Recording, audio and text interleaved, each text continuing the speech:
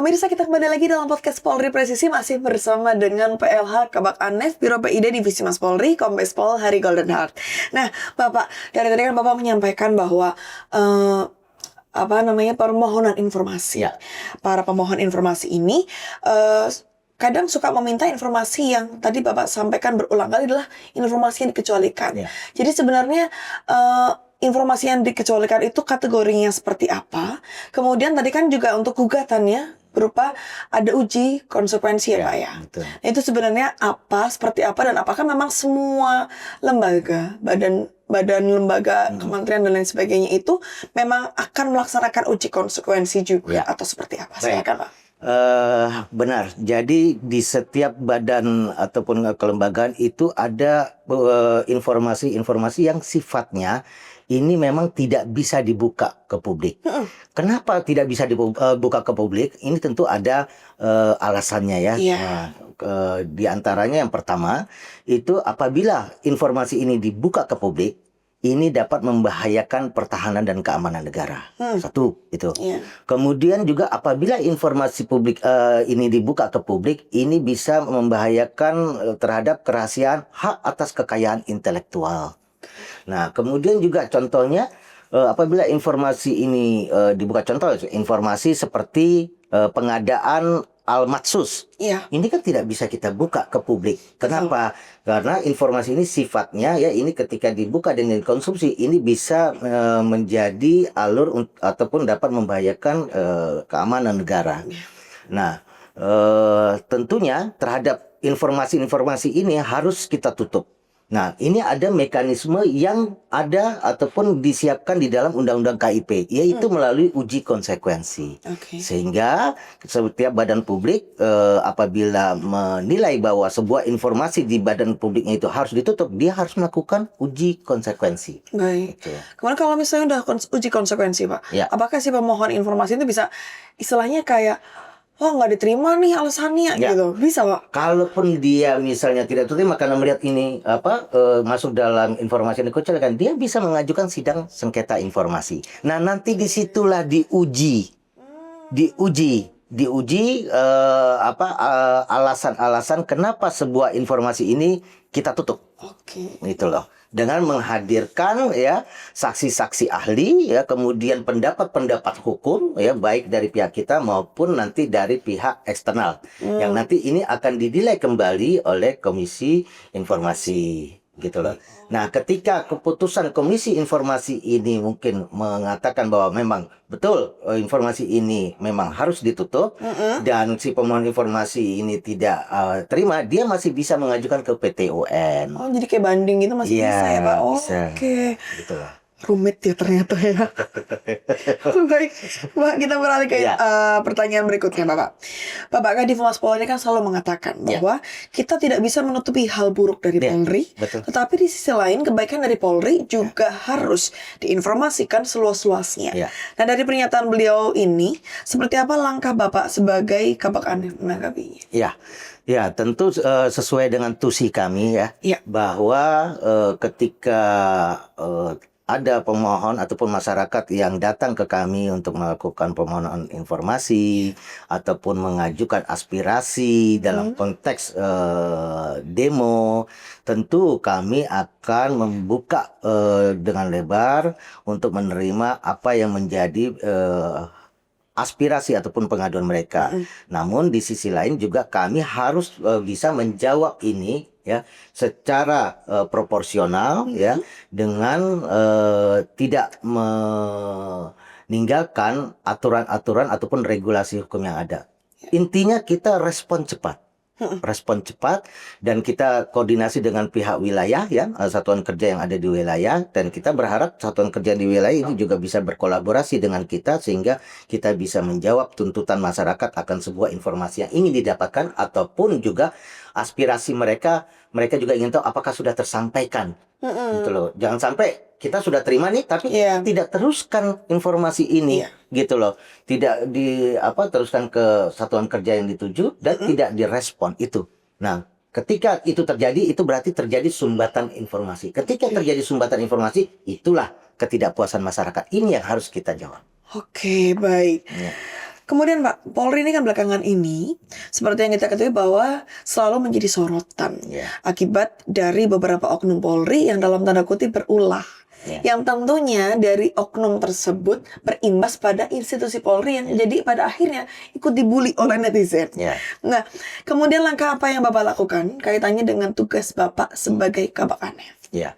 Ya, tentu kami dalam rangka melaksanakan tugas-tugas sesuai dengan tusi kami, kami menyiapkan personil-personil, kemudian alat maupun daya dukung, sumber yang kuat untuk bisa memenuhi kebutuhan masyarakat akan sebuah informasi.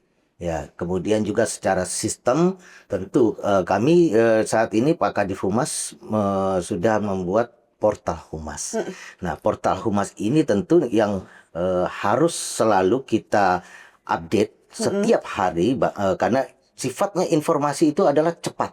Iya. Ya, dia tidak hitungan jam, tapi hitungan detik. Baik. Artinya yang dibutuhkan juga adalah militansi daripada personil-personil kita untuk terus mengupdate informasi. Contoh, di dalam klasifikasi informasi itu ada informasi yang sifatnya serta-merta. Ya, kemudian ada informasi juga yang sifatnya disediakan setiap saat. Yang namanya setiap saat berarti harus diupdate dong setiap Iya, saat. betul. Nah, contohnya seperti regulasi, kemudian kebijakan-kebijakan organisasi. Ini yang harus ya diupdate setiap hari agar masyarakat bisa memahami dan bisa mencari informasi yang dibutuhkan.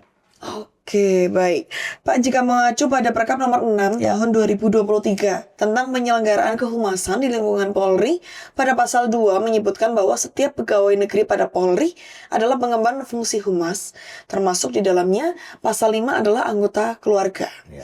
Kemudian seperti apa langkah dan juga strategi Bapak dalam mengimplementasikan Perkap tersebut? Ya, tentu berdasarkan Perkap ya nomor Iya. 6 tahun 2023 di mana disebutkan di salah satu pasal bahwa seluruh anggota Polri itu mengemban fungsi kehumasan termasuk juga keluarganya. Ya, tentunya kita berharap bahwa kita bisa menyampaikan ataupun menyebarluaskan hal-hal ini terhadap keluarga kita Iya. untuk bisa mendukung divisi humas ataupun fungsi kehumasan Polri ya dalam rangka penyebaran informasi yang dilakukan. Contoh saja, misalnya kita memiliki akun Polri TV, ya. Nah, bagaimana dukungan keluarga Iya. terhadap fungsi kehumasan Polri? Berikan like, ya. Tekan subscribe, berikan komen. Coba bayangkan, hampir 534 Polres se-Indonesia itu pasti memiliki akun media sosial. Betul. Kalau seluruh anggota Polri sebanyak kurang lebih hampir 500.000 itu bisa memberikan, melakukan like, komen, subscribe, kemudian meneruskan juga kepada rekan-rekannya atau teman-temannya masyarakat, berapa banyak yang bisa kita dapatkan. Betul. Dan sebenarnya Polri ini quote and quote ini adalah sumber berita. Iya, Ya. betul. Apapun yang dilakukan oleh anggota Polri itu dapat menjadi pemberitaan. Tadi yang disampaikan oleh Pak Kadif. Iya. Saat ini adalah betul-betul era keterbukaan informasi publik. Baik. Di mana tidak ada lagi yang bisa ditutup-tutupi. Tapi jangan juga dong kegiatan-kegiatan Positif. yang positif yang kita lakukan itu tidak juga kita kasih tahu ke masyarakat. Iya. Nah, caranya seperti itu. Baik. Kita menghimbau kepada keluarga-keluarga kita, ayo kita bantu, share, klik, subscribe. Iya. Baik, Pak. Kemudian di divisi Mas Polri ini kan ada war room ya, Pak, yang tentunya untuk mengkaji, membahas tentang isu ataupun pemberitaan negatif mungkin yang terjadi pada institusi Polri. Nah, bagaimana cara Bapak untuk mengorkestrasi yang ada di war room sebagai Kabak Anef tentunya, dan bagaimana langkah koordinasi yang dilakukan? Ya, tentu kami para kabak ini ditugaskan untuk menjadi ketua tim piket di war room.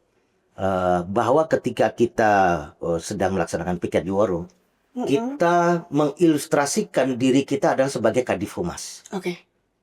yang melakukan pemantauan terhadap semua informasi dari Sabang sampai Merauke. Nah, ketika terjadi informasi-informasi yang menyudutkan Polri, yang mungkin karena kelemahan daripada personil Polri itu sendiri, ataupun juga kelemahan dari tugas-tugas yang dijalankan oleh anggota Polri, tentu ini harus dilakukan mitigasi. Iya. Ya, dan mitigasi ini tentu tidak bisa kita bekerja sendiri. Betul. Kita akan melibatkan satuan kerja di mana informasi ataupun isu itu berkembang. Kenapa? Ketika informasi atau isu ini tidak segera kita lakukan mitigasi, ini akan bergerak seperti bola liar. Ya, tetapi ketika kita melakukan mitigasi, kita melakukan klarifikasi, kemudian kita tutup itu semua dengan menaikkan kebaikan-kebaikan yang dilakukan oleh Polri, ini akan membuat opini masyarakat berimbang. Sebagai contoh, ketika kita ketik di Google, misalnya Polda Metro Jaya. Oh betul, ada oknum anggota Polda Metro Jaya melakukan ini, tapi di bawahnya banyak sekali berita-berita tentang keberhasilan. Iya. Nah, disinilah kita bisa ya mempengaruhi ya ataupun menempatkan opini masyarakat secara fair ya, sehingga masyarakat bisa menilai, oh iya, meskipun ada yang ini, tapi banyak sekali Hal hal-hal positif positif dan sebenarnya. keberhasilan yang sudah dilakukan oleh Polri. Jadi mindset masyarakat pun dibentuk bahwa tidak selalu yang namanya image Polri itu adalah negatif seperti itu ya Pak ya. Betul. Kadang-kadang kita juga, nah ini makanya kami juga pada saat kami di Bakpensat, kami sering menggulirkan lembar pensa terkait dengan bagaimana sih hal-hal yang menurut kaidah-kaidah dalam etika kepolisian untuk anggota bisa bermedia sosial. Baik. Nah, tidak dilarang, tetapi tentu ada hal-hal yang memang menjadi pakem Ya, agar anggota bisa bijak dalam bermedia sosial. baik. Pak, lengkap banget nih kayaknya Pak. Ah. Pak, kalau kita berbicara tentang tugas dan fungsi dari Bak Anef itu sendiri, menurut Bapak sendiri, adakah yang mungkin tugas dan fungsi ini perlu ditambahkan? Kaitannya dengan kemajuan teknologi yang tentunya semakin tahun semakin berkembang pesat, Pak. Iya, tentu ya kita kalau di Humas ini adanya ada namanya Baku Humas. Ya. Ya. Kami juga memiliki forum yang namanya forum PPID ya, yang dimana nanti forum komunikasi keterbukaan informasi publik ini nanti akan menjadi wadah untuk kami saling berinteraksi. Yang isinya adalah para PPID dari masing-masing kementerian lembaga. Saya akan mencoba membuat sebuah terobosan di tahun ini, dan karena ini program ini nanti akan dimasukkan di dalam tahun 2026. Mudah-mudahan Pak Kadif setuju. Amin. Kami akan membuat sebuah kegiatan ANEF, keterbukaan informasi publik, dengan melibatkan seluruh kementerian, badan dan lembaga. Ya, dan nanti ini ada, kalau nggak salah ada 43 atau 46 ya kementerian dan lembaga, di mana di situ ada PPID-nya yang menangani masalah keterbukaan informasi publik. Kami akan mencoba membuat sebuah kegiatan ANEF ya, dengan melibatkan mitra strategis kami, yaitu Komisi Informasi. Tujuan daripada kegiatan itu adalah bagaimana kita menjadi ujung tombak sebagai lembaga yang sangat menghargai dan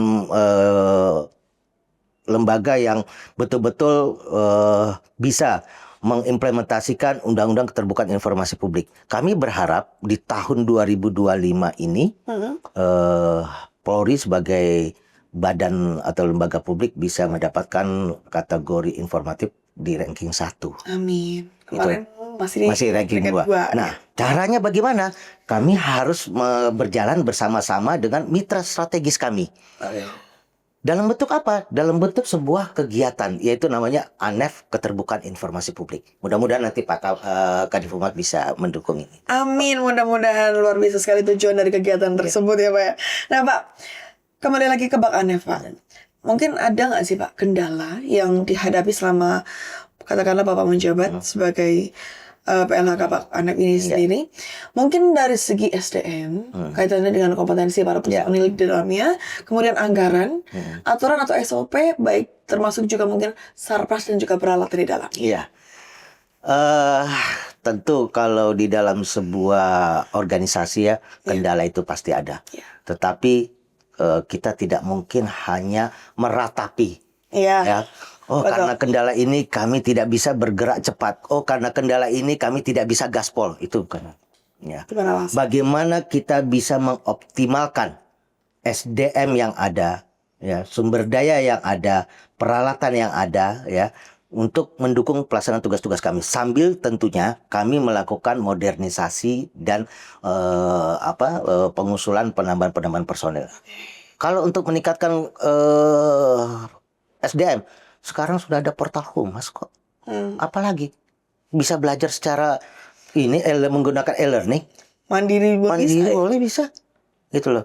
Tidak ada yang ini sebenarnya, gitu loh. Tinggal mau atau tidak. Kadang-kadang kita ini personil Polri ini tinggal nyaman ya Pak ya. Tinggal kemauannya aja.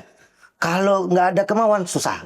Semodernisasi apapun alatnya, ya, sebanyak apapun personilnya, tapi kalau tidak ada kemauan yang kuat untuk berbuat yang baik atau menampilkan kinerja yang baik, tidak mungkin. Mungkin terlalu asik dengan zona nyaman ya Pak ya. Dan saya paling tidak bisa melihat zona nyaman. Ya, kita harus, kalau saya paling senang untuk di challenge. Ketika kita di challenge, kita mencoba untuk berpikir secara optimal bagaimana kita bisa menjawab challenge tersebut. Baik, luar biasa sekali ini. Bisa jadi katakanlah pemantik juga buat kita semua bahwa prinsipnya beliau ini luar biasa. Di challenge malah semakin wis gitu ya Pak ya. Dan saya memiliki tiga prinsip dalam bekerja ya. Apa itu Pak?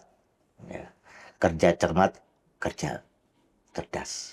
Mantap, pantas tuh kalau misalnya beliau kayaknya habis ini harus mendapatkan gelar sebagai kabak paling menginspirasi sepertinya nih. Tetap bekerja dengan baik saja. Siap. Itu saja. Siap Pak. Terima kasih Pak. Pak, ini ternyata pertanyaan terakhir Pak. Mungkin ada yang ingin disampaikan kepada pimpinan Polri Pak. Terkait dengan mungkin untuk menunjang kinerja bagian yang Bapak pimpin, bisa saran atau yang lain.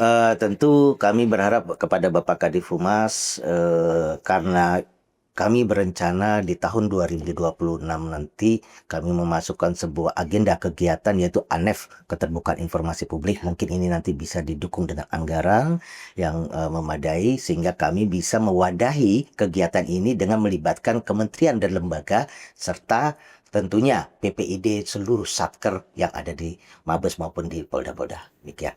Amin, mudah-mudahan segera terrealisasi. Pak, terima kasih untuk kehadirannya di podcast Polri Presisi.